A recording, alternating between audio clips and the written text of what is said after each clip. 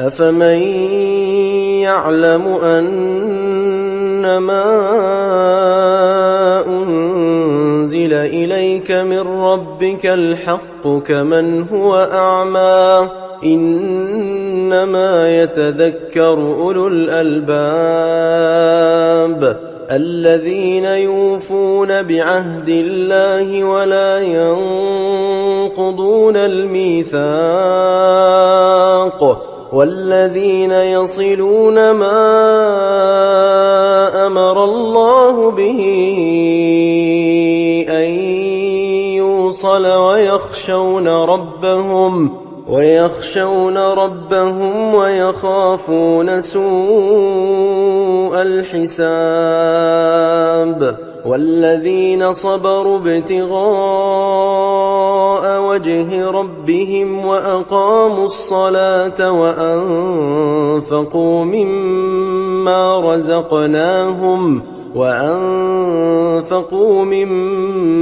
رزقناهم سرا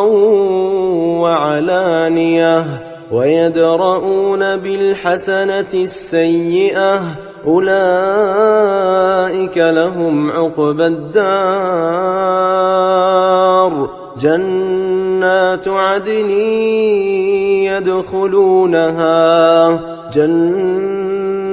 عدن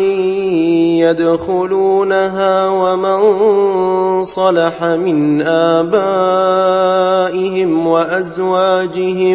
وأزواجهم وذرياتهم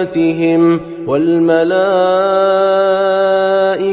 يدخلون عليهم من كل باب سلام عليكم بما صبرتم فنعم عقبى الدار والذين ينقضون عهد الله من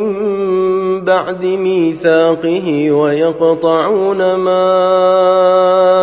أمر الله به أن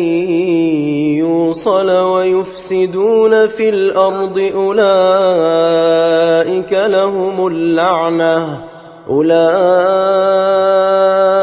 لهم اللعنة ولهم سوء الدار الله يبسط الرزق لمن يشاء ويقدر وفرحوا بالحياة الدنيا وما الحياة الدنيا في الآخرة إلا متاع